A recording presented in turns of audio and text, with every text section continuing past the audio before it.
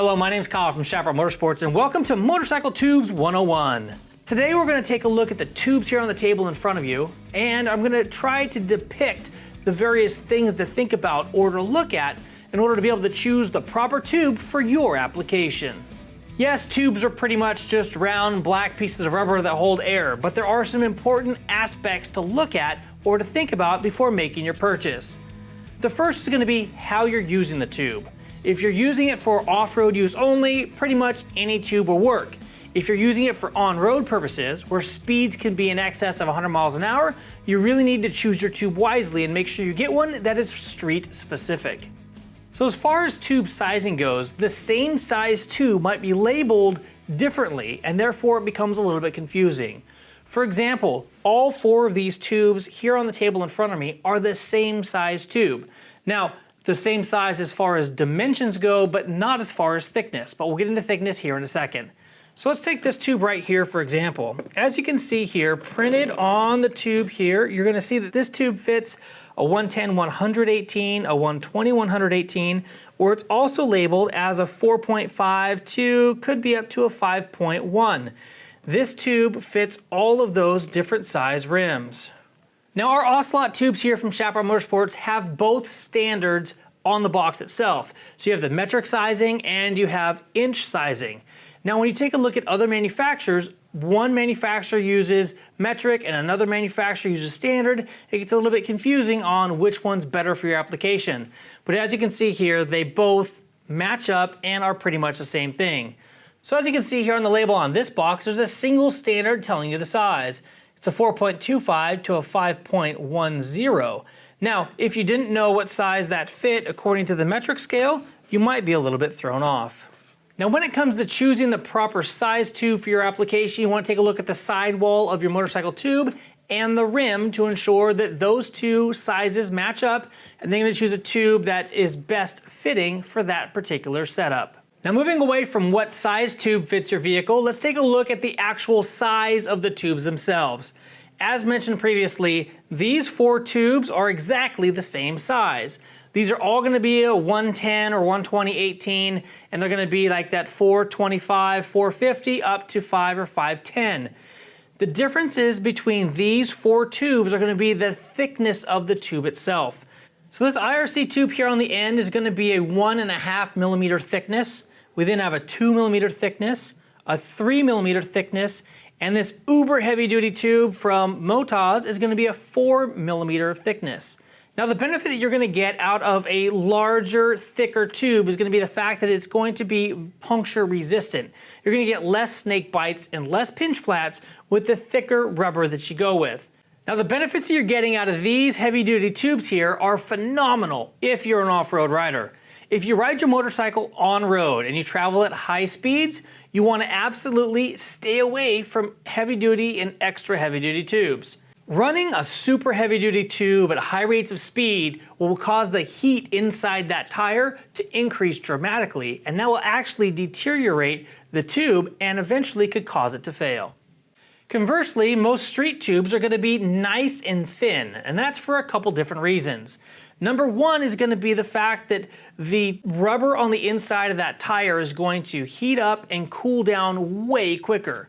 Now, it's also not going to have as much friction inside there, so you're not going to get as much heat as you would have if the tube was thicker.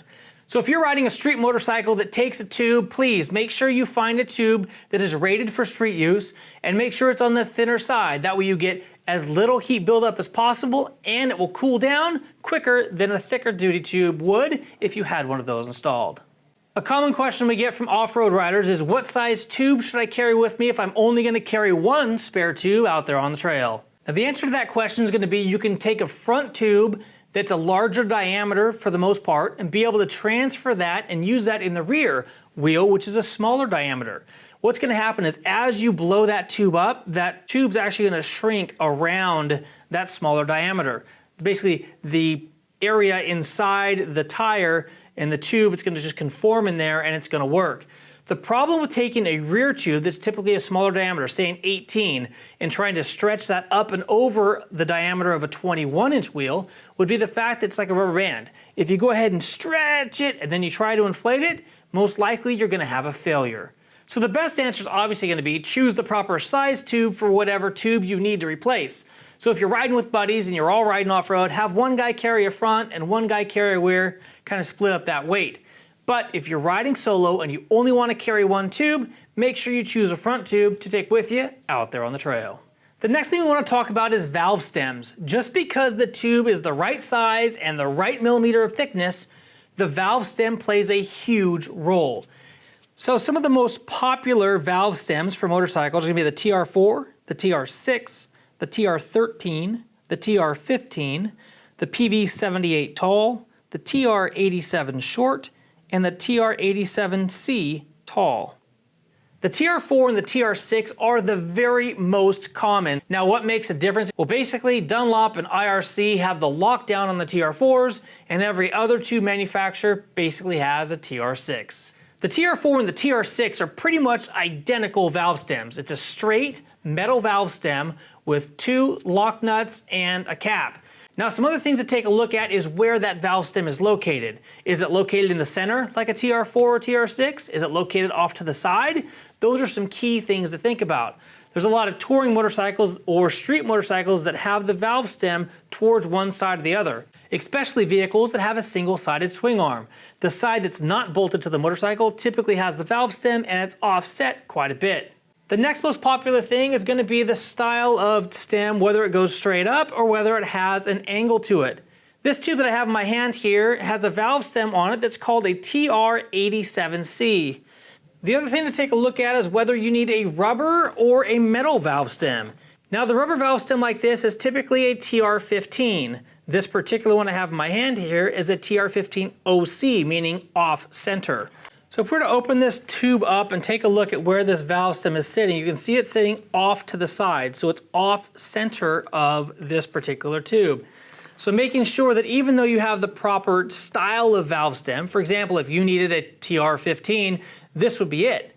But if you needed one that was in the center, this tube would not work for your application. Now the last thing you might want to take a look at before making that final purchase is what the tube is made of.